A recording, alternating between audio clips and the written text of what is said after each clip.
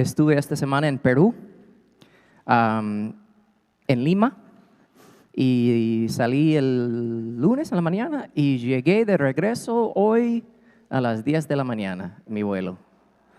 Así que vengo aquí con ojeras, pero Dios es bueno. En los días y semanas que están por venir voy a contar más detalles sobre lo que fuimos a hacer ahí, pero sí quiero mencionarles dos cosas que me impactaron bastante. Estuve con un grupito andando en uno de los mercados en Lima, conociendo a gente, hablando con gente, y conocí a un grupo de ancianos que están jubilados, muchos viudas, y se juntan en un parquecito ahí, tocan música y cantan y todo. No conocen al Señor. Iba hablando con ellos, compartiendo el evangelio con ellos, y conocí a una señora de 100 años ahí, 100 años. Y me acerqué a ella, me agaché ahí a hablarle, y me dice, tú eres bonito.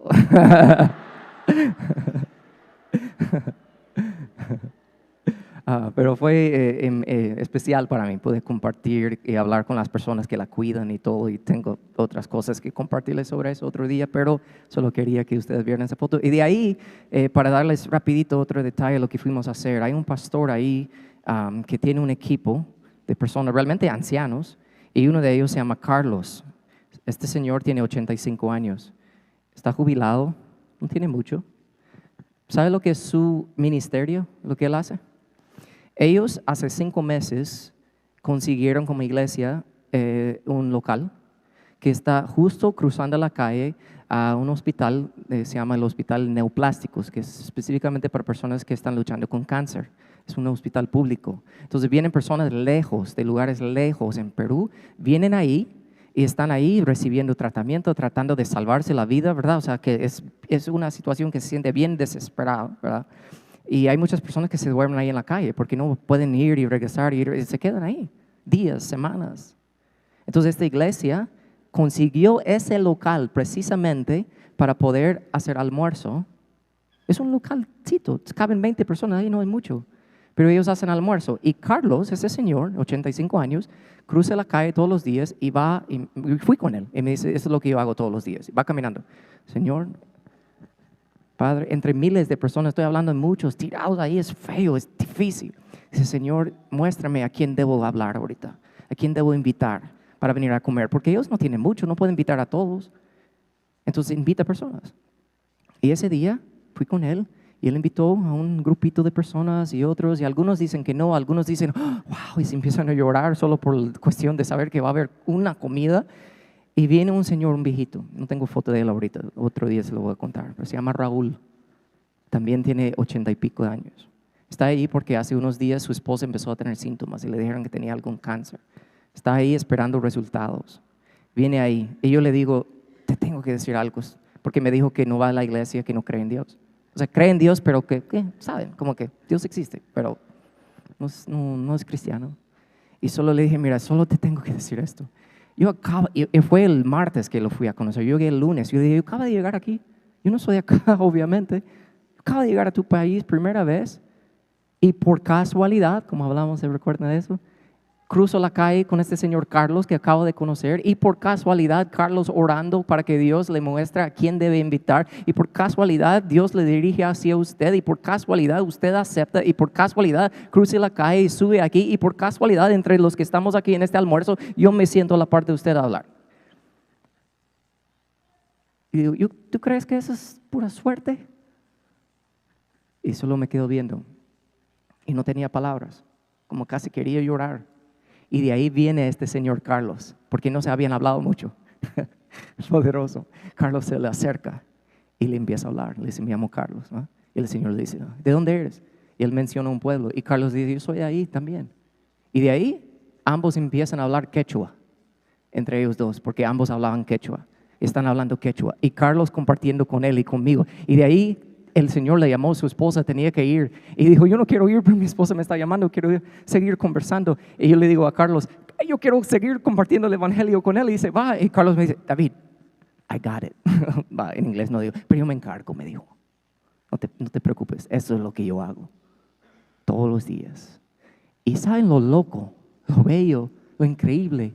Ellos están invirtiendo sus vidas en personas que jamás serán miembros de sus iglesias. Él me dijo, el pastor me dijo, se llama Rubén, me dijo, la mayoría de estas personas están con nosotros por 3 meses, 4 meses y se mueren. Y por eso tenemos una urgencia a compartirles el evangelio. ¿Y nosotros aquí? ¿Cuándo fue la última vez que compartiste el evangelio con alguien? Con urgencia.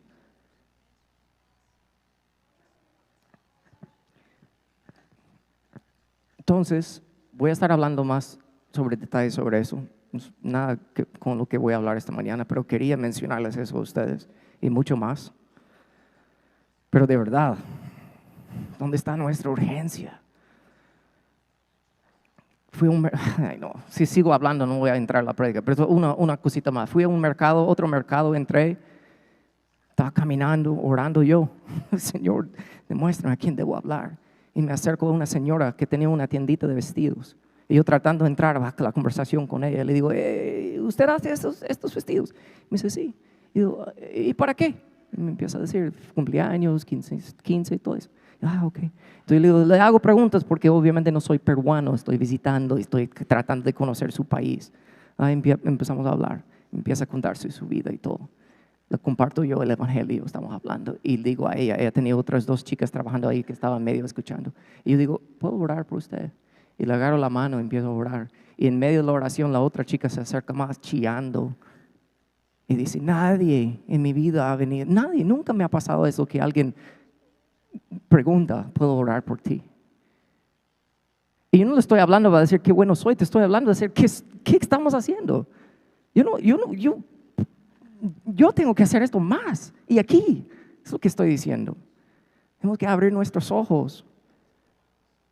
Y yo sé que no solo estoy hablando a un público ahorita de personas que todos están de acuerdo con lo que estoy diciendo, porque no soy ignorante de saber que hay personas aquí que ni han aceptado el evangelio. Y si se mueren mañana irán al infierno. Seamos honestos. Por eso repito, no es por casualidad que estás aquí, que estamos aquí. De verdad.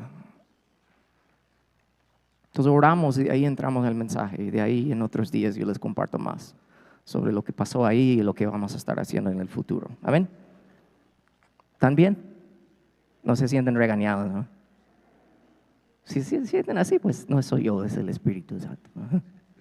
Oramos. Padre, ayúdanos a poder apreciar tu palabra, y siempre lo digo y quizás ahora se entiende un poco más, que esto no es solo para información o para nosotros, esto es para otros, es para compartir, es para vivir y demostrar quién eres tú. La vida es corta, como hemos estado hablando. Entonces ayúdanos, Señor, en el nombre de Jesús. La iglesia dice amén. Daniel estamos estudiando, ¿verdad? Voy a ir algo rápido porque puedo hablar de Perú mucho. Daniel en capítulo 1 obedeció al Señor, ¿verdad? Cuanto a la comida. Ay, no me viene a la mente decir otra cosa de Perú, pero no puedo. Bueno, lo digo, no estoy bromeando. Fui a un pueblo lejísimo. Entré. Estoy hablando de un lugar de este tamaño, ¿eh? Solo aquí, una iglesia. Entro ahí, el pastor se llama el pastor Amador, está ahí con su yerno. El pastor Amador acaba de ser sanado por Dios del cáncer, de la próstata. Y su yerno está ahí. Y su yerno está siendo entrenado a tomar cargo de la iglesia para seguir. Están hablando. Y su yerno dijo esto, no estoy bromeando, ¿ok?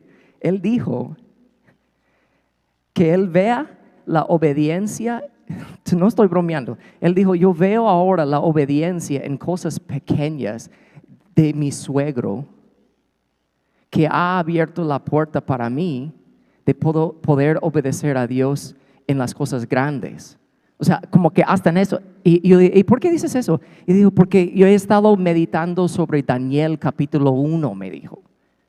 No estoy bromeando. Y yo dije, estaba traduciendo. Y yo, a mis gringos, a mi gente, y le dije, I'm sorry, hold on a second. Espera, ¿what? Le dije, ¿qué? ¿Por qué dices eso? Y me empezó y yo dije, no estoy bromeando, es exactamente lo que hemos estado hablando allá en nuestra iglesia. Y empezamos ahí ok, sorry. Puedo seguir hablando de eso, pero no lo voy a hacer. Ok, capítulo 1 eso, capítulo 2, ¿qué pasa? Dios le bendijo al final del capítulo 1 a Daniel a poder interpretar sueños, ¿verdad? Capítulo 2, ¿qué pasa? El rey por casualidad tuvo un sueño, ¿verdad? Y Daniel, por estar en una posición donde su don era necesario, se dio cuenta que tenía el don de interpretar sueños, le interpretó el sueño al rey entrando al capítulo 3, ¿verdad? Y él interpreta todo eso. ¿Y qué hace el rey después de escuchar esa gran interpretación del sueño donde Dios le está diciendo tu reino no va a durar para siempre?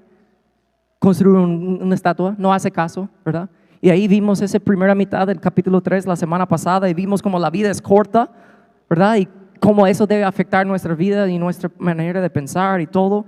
Y ayuda en muchas maneras de entender eso. Y entonces termina donde vimos en el capítulo 3 que el rey Nabucodonosor está diciendo, inclínense delante de mi estatua.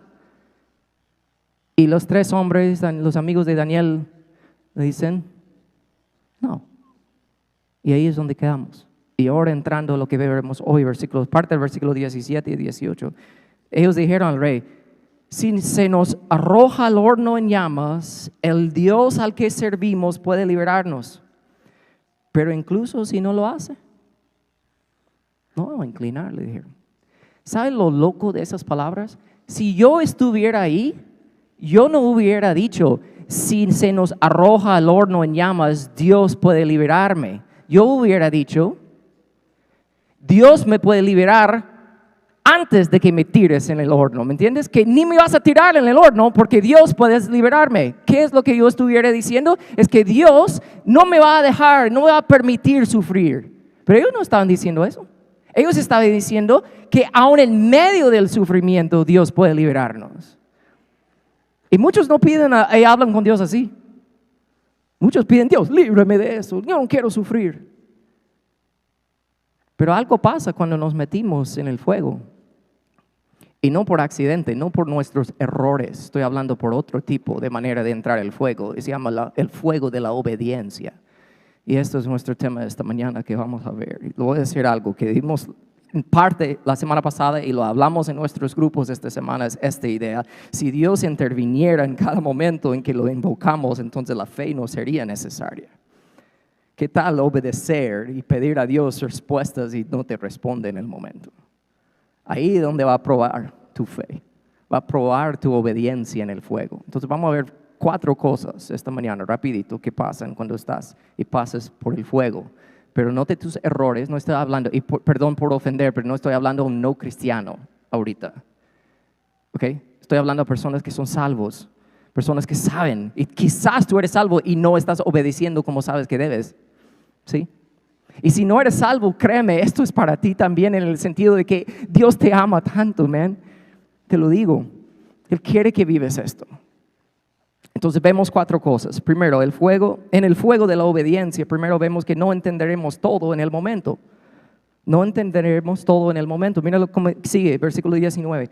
Ante la respuesta de Sadrach, Mesach y Abednego, Nabucodonosor, cuando ellos dijeron no vamos a inclinar, ¿verdad? Ante esa respuesta, él se puso muy furioso y cambió su actitud hacia ellos.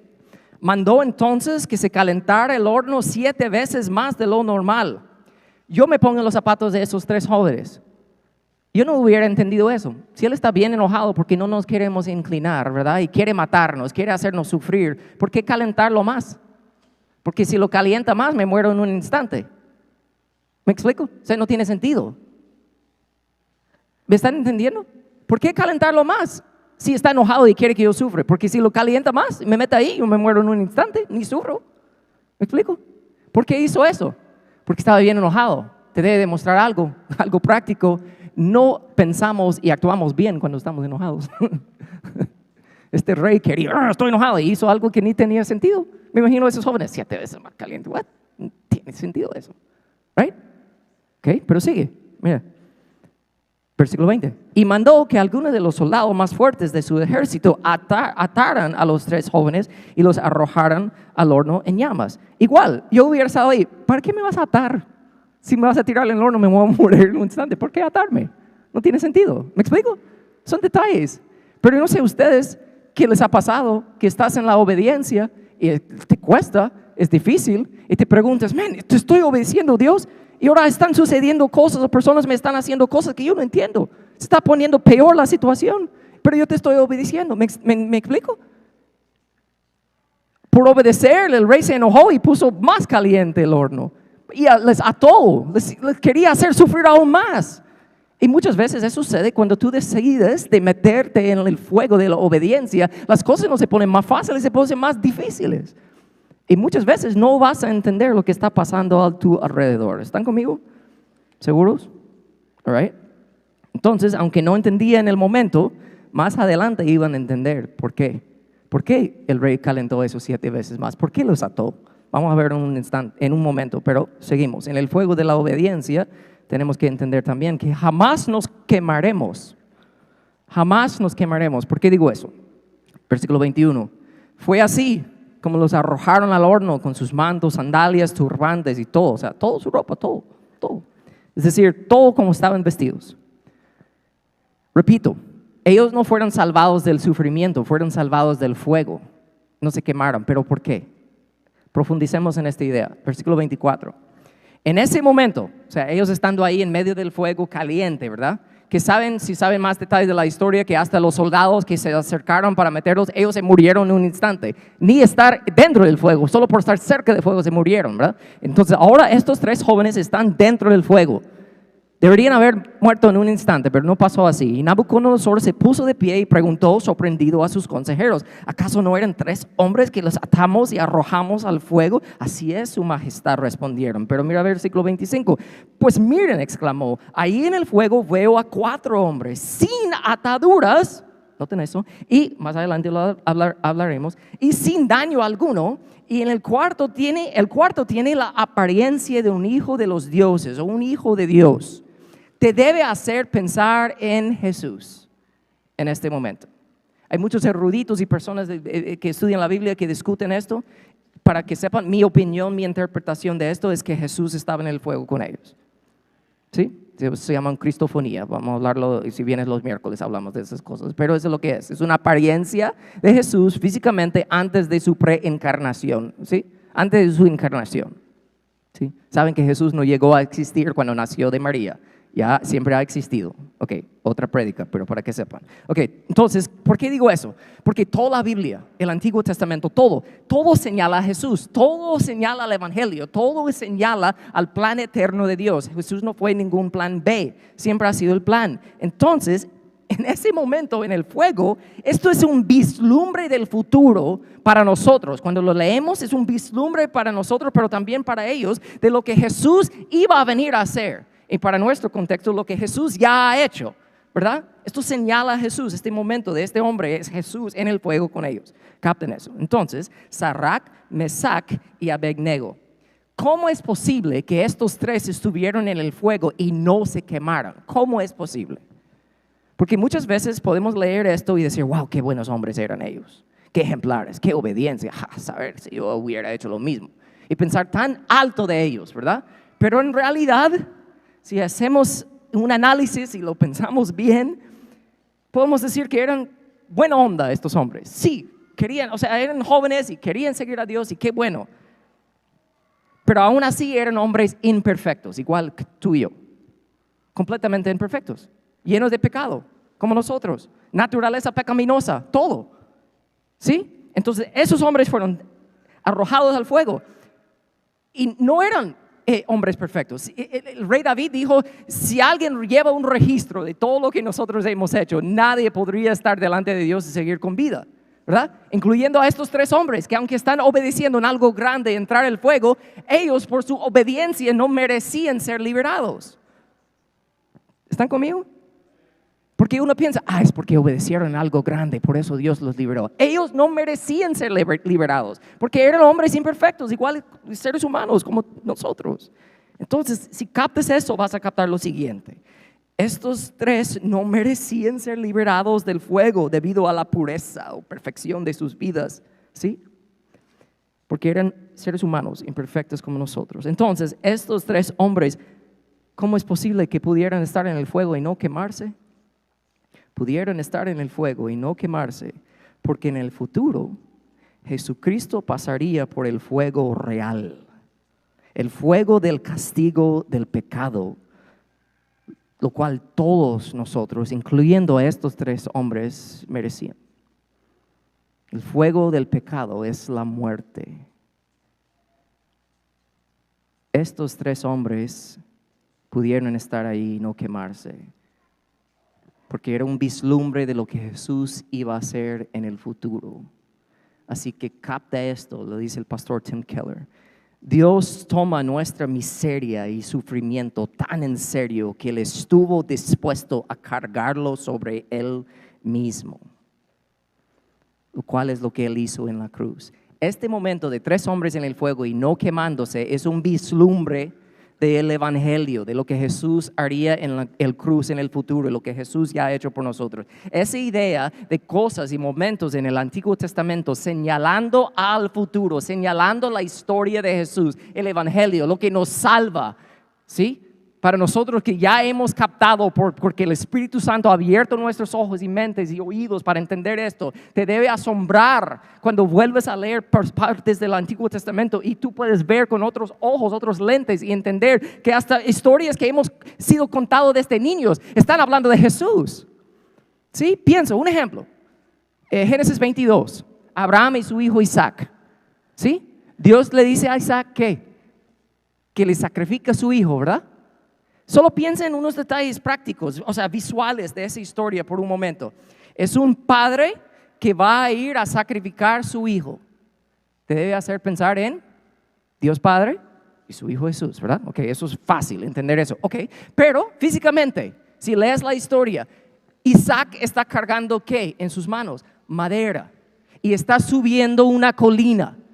Si tú piensas en eso, te debe hacer pensar en Jesús, que cargó ¿qué? Madera, subiendo una colina para ir a ser sacrificado, ¿verdad? ¿Están conmigo?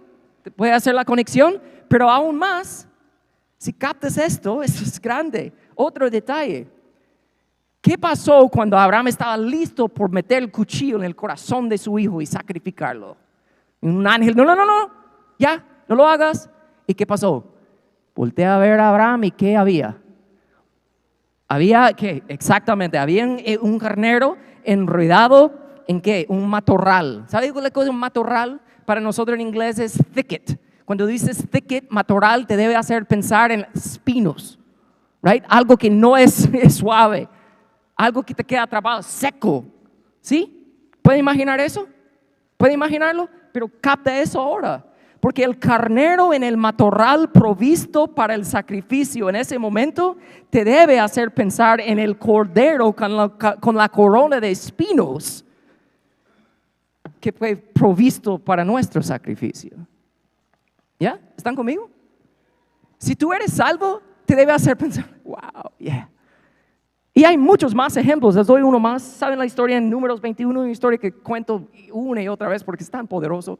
Los israelitas vagando en el desierto, quejándose, ¿verdad? Ay, Dios, nos estamos matando. Ay, Dios, estamos sufriendo. Aquí no hay que comer. Y Dios manda serpientes y les muerden. Y algunos empiezan a morir por el veneno. Se mueren. Entonces ellos se van con Moisés. Moisés, nos metimos la pata, estamos quejando. Ayúdanos, habla con Dios porque no nos sigue matando. Y Moisés habla con Dios. Y algo asombroso sucede. Dios le dice a Moisés, haga un poste de un serpiente hecho de bronce y lo levantas en alto delante del pueblo, y los que han sido mordidos por el serpiente, para quedarse sanados, solo tienen que levantar la vista y ver y poner su vista en el serpiente de oro. What?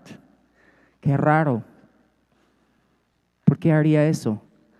Porque toda la Biblia señala a Jesús. Cuando Jesús estaba en Juan 3 hablando con Nicodemo y hablando con otros a lo largo del Evangelio de Juan, hubo un momento en que Jesús mismo dijo estas palabras. Él dijo, como levantó, esto es Jesús hablando, como levantó Moisés la serpiente en el desierto, así también tiene que ser levantado el Hijo del Hombre. ¿De qué estaba hablando Jesús? No estaba hablando de resurrección, de ser levantado de la muerte, estaba hablando de ser levantado en una cruz. en frente de la gente. Y nosotros, si aplicamos esa verdad a nuestras vidas, ¿cómo podemos ser salvos nosotros? ¿Cómo podemos liberarnos de ese serpiente que nos ha mordido y tenemos veneno del pecado en nosotros? ¿Cómo podemos ser salvos? Solo mirar la cruz, man. Solo levantar la vista y entender lo que Jesús está haciendo y lo que hizo por ti. No hay nada que tú puedas hacer para ganar eso. Jesús hizo todo. Y eso está en Números 21. Todo señala. Por eso estos hombres pudieron estar en el fuego y no quemarse. Porque Jesús vendría en el futuro y de verdad tomar el fuego y quemarse y morir por ellos, por nosotros. Debemos apreciar eso.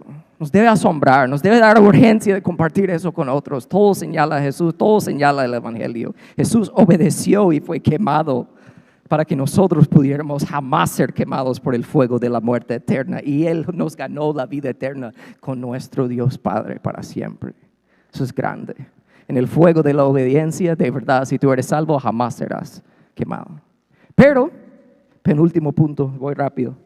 En el fuego de la obediencia se queman algunas cosas. Tú no, pero algunas cosas sí. Mira lo que dice, versículo 26 y 27. Dicho esto, Nabucodonosor, viendo a otro hombre ahí, se acercó, ¿verdad? Dice, se acercó a la puerta del horno y llamas y gritó: Sadrach, Mesach, Abednego, siervos del Dios Altísimo, salgan de ahí y vengan acá. Noten esto, cuando los tres jóvenes salieron del horno, todos los que estaban ahí, sus oficiales, ¿verdad? Gobernadores, consejeros reales y todo eso, se remolinaron, en torno a ellos. Y vieron que el fuego no les había causado ningún daño y que ni uno solo de sus cabellos se había chamuscado. Es más, su ropa no estaba quemada y ni siquiera olía al humo. ¿Se recuerdan cómo los metieron? Daniel dio el detalle, el autor Daniel dio el detalle de decir, se fueron metidos tal como estaban vestidos y salieron tal como estaban vestidos, pero nos mencionó algo, ¿verdad? ¿Los habían qué? Atado. ¿Qué no menciona ahí? Que todavía, no dice todavía estaban atados, porque ¿sabe lo que pasa en el fuego de la obediencia? Se queman nuestras ataduras, se queman las cosas que nos mantienen abajo, nuestros pecados, las cosas que antes practicábamos, nos quebra el corazón ahora y empezamos a obedecer y viene el fuego, viene la dificultad y pensamos, ay, esto es el fin, pero realmente Dios te está purificando. ¿Entienden eso? Algo sí se quema en el fuego de la obediencia. Son las cosas que te atan, que tienen amarrado, que tú piensas que no puedes soltar porque no puedes hacerlo en tu propia fuerza. Lo que dice Isaías 48:10, mira, Dios hablando, te he refinado, pero no como a la plata, te he probado en el horno de la aflicción.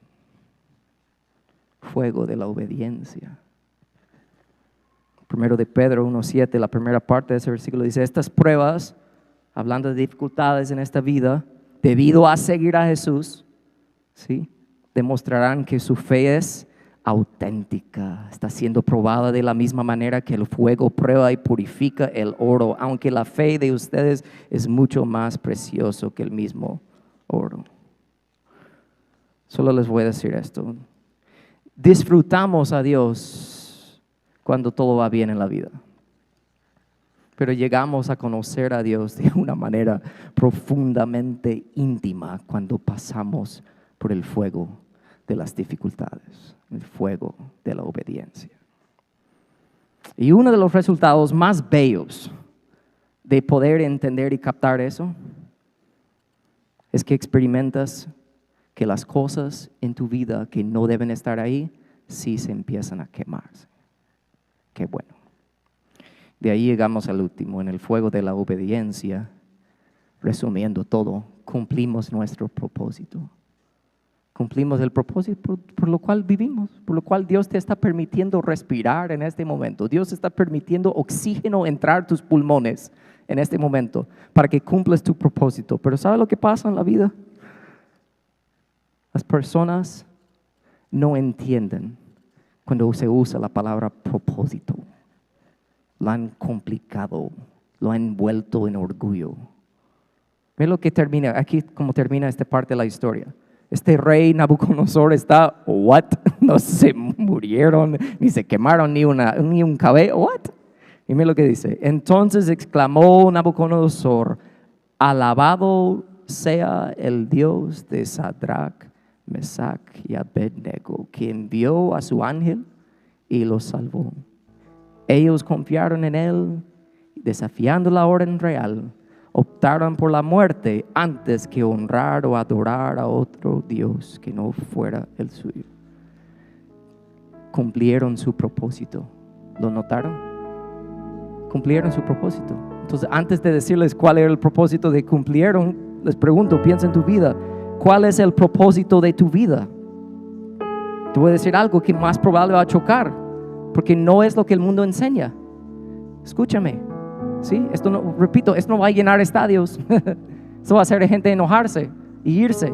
Pero esta es la verdad. ¿Cuál es el propósito de tu vida? Escúchame decirte esto. El propósito de tu vida no es encontrar tu propósito. Repito, el propósito de tu vida no es encontrar tu propósito. Tu propósito en esta vida es conocer a Dios. Y cuando conoces a Dios, cumplirás tu propósito. Entonces, ¿cuál es tu propósito? Isaías 43:7 dice: todo el que me reconoce como su Dios, yo les he creado para mi gloria. Noten, todos lo que dice ahí, que me reconoce como su Dios. No está diciendo todos lo que dicen que creen que Dios existe. Eso es diferente. Están diciendo que le reconocen como su Dios, que le entregan toda su vida, sin importar el costo, sin importar el fuego de la obediencia, sin importar las dificultades, que han sido creados para la gloria de Dios. ¿Qué es la gloria de Dios? ¿O qué es glorificar a Dios? Glorificar a Dios significa sentir, pensar y actuar de maneras que reflejan su grandeza. ¿Okay? Escucha lo que dice el Salmo 148. Dice así: alaban al Señor o glorifiquen al Señor. ¿Desde dónde? La tierra, donde estamos nosotros. Ustedes, pero no hablando de nosotros ahora, dice criaturas de las profundidades del océano, que tú y yo jamás vamos a ver. Hasta abajo, en los lugares más oscuros del océano, están glorificando a Dios. Están alabando a Dios.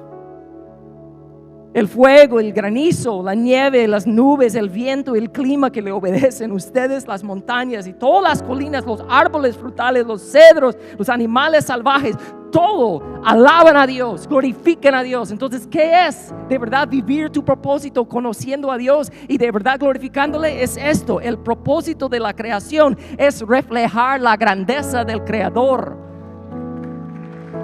Y hay personas, hay personas que permitan que animales glorifiquen al Señor más que sus vidas.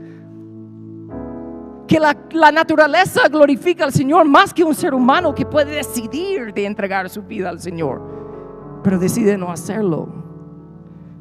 Entonces, ¿cómo es que el propósito de la creación es reflejar el Creador? No es cualquier cosa. Escucha lo que Pablo dijo en Efesios 2:10.